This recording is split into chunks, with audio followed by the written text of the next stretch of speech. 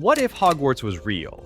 Like, actually real. Not just a dusty castle in Scotland for rich British kids with owls, but an actual functioning part of modern society. Imagine waking up one day, getting ready for work, and bam! Your neighbor casually rides past your window on a broom, sipping a Starbucks pumpkin spice latte while texting with a wand. In this world, magic is just normal. Not everyone gets into Hogwarts, of course. There's still a sorting hat, but now it streams its decisions live on TikTok.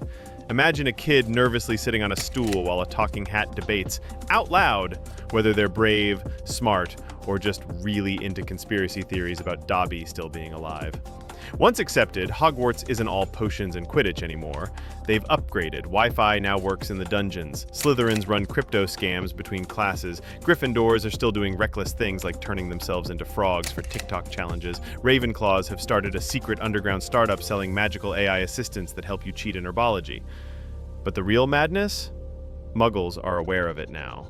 At first, there was panic. Governments tried to regulate wand licenses. There were debates in the news. Should wizards pay taxes if they can vanish money and emotions? Spoiler, they still don't. Eventually, the magical world just kind of merged with ours. Now there are wizard Uber drivers. Your ride pulls up and it's just a guy in a flying Ford Anglia yelling, "Hold on," as the car dives under traffic like a caffeine-fueled hippogriff. Public transport? Port keys. But they're glitchy now and then, so sometimes you try to go to Walmart and end up in the Forbidden Forest with no Wi-Fi, and a centaur therapist asking you about your unresolved childhood issues. Wizards working regular jobs is chaos.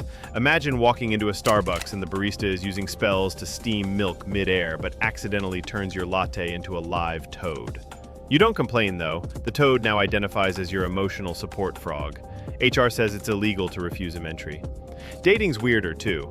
You meet someone on a muggle dating app, go to dinner, and halfway through they levitate the table and say, "Just checking your reaction to casual levitation." Ghosting is now literal. They just disappear. Poof. You try to call them, but all you hear is a distant echo. "It's not you, it's my cursed family prophecy."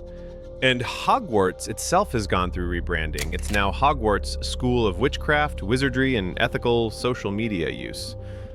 Classes include Intro to Mean Charms and Defense Against the Dark Arts of Twitter. Professor Snape returned as a hologram, powered by sarcasm and dark roast coffee. He still hates everyone equally. Hagrid runs a YouTube channel now. Hagrid's Creatures and Crashes. Every episode ends with, "Now don't try this at home unless your house is fireproof."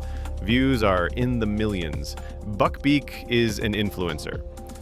And the Ministry of Magic? Oh, it's a disaster. Every week there's a scandal about someone enchanting voting ballots or a rogue wand that accidentally turned the minister into a goat during a press conference. Nobody fixed it. The goat's approval rating actually went up.